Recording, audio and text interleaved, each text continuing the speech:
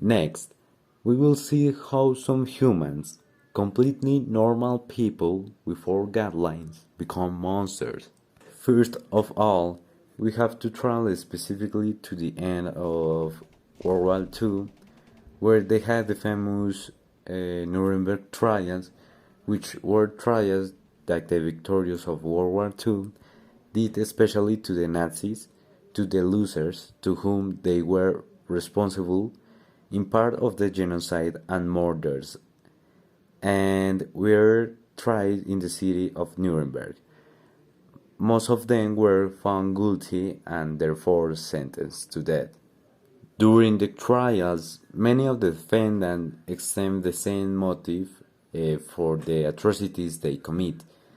I was only following orders. The question was there: can a normal human being, a good person who obeys orders, become a murderer, a genocide, in someone horrendous? These questions circulate through the academic circuits of psychology, of psychiatry, until in 1963 Stanley Milgram, a psychologist at one of the most prestigious universities in the world at that time, and even more so, I believe today, Yale University decided to do an experiment to be able to verify this, what was known as the Milgram experiment. The experiment consists of the following: 40 volunteers were chosen, divided into two groups of 20. Some who received questions, others who would ask these questions. The group of those who asked the questions were given a small machine and told that every time the person they were asking that question failed, they had to press a button.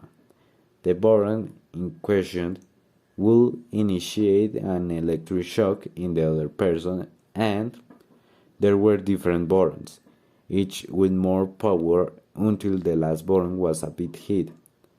Not enough to kill, but to do a lot of damage.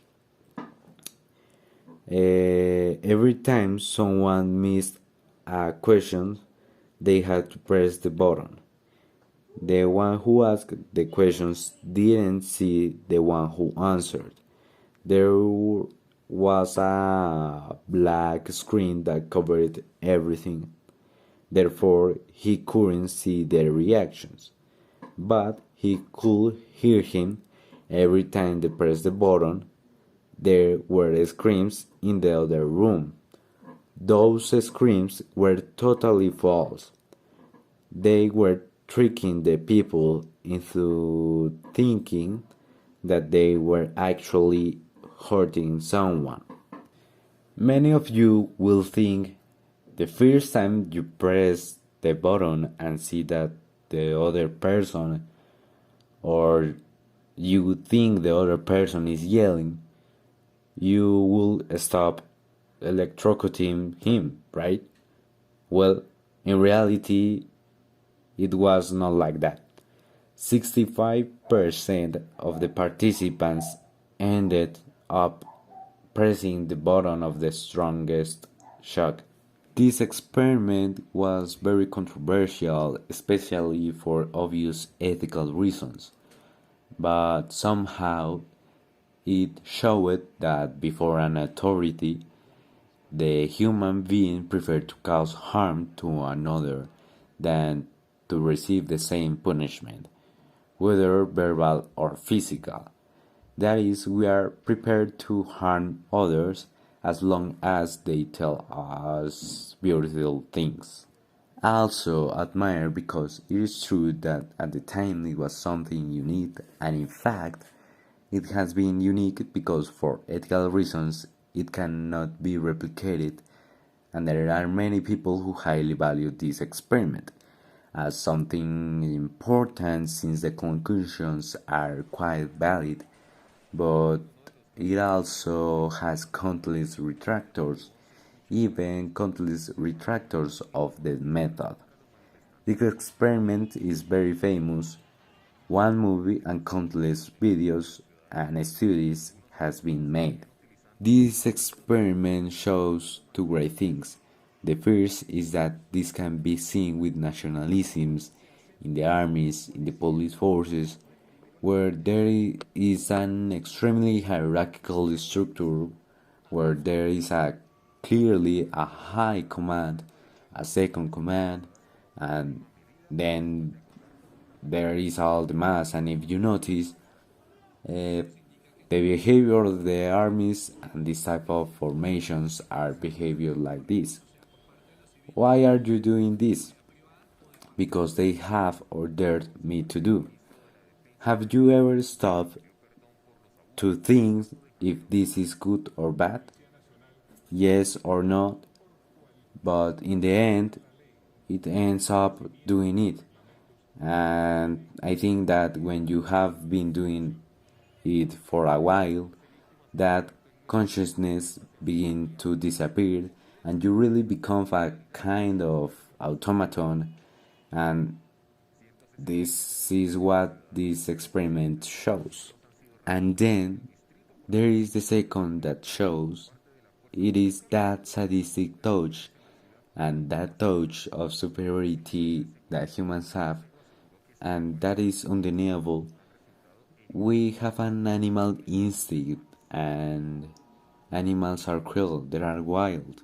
Animals, if necessary, eat their babies, eat babies of others, and we don't human being a very selfish animal in many things.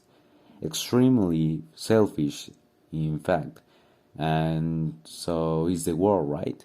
Some have a lot, others have nothing, and deep down we do worry a bit.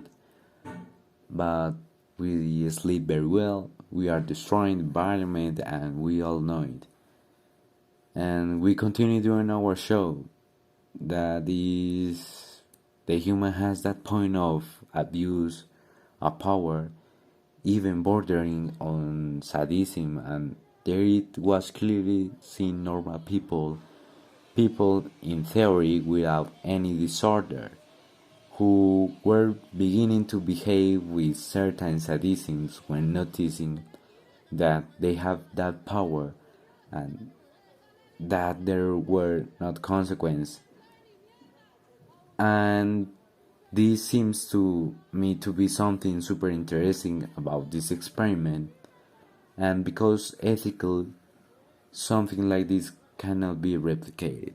Because I'm sure that if more similar experiments were made, very similar to what was shown at Yale University in 1963, is a good reflection of what humans being is and how gregarious human society works.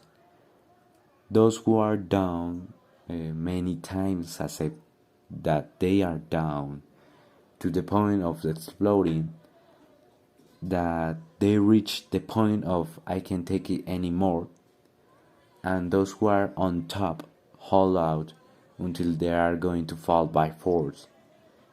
That's how the humans are, and that's how human society is.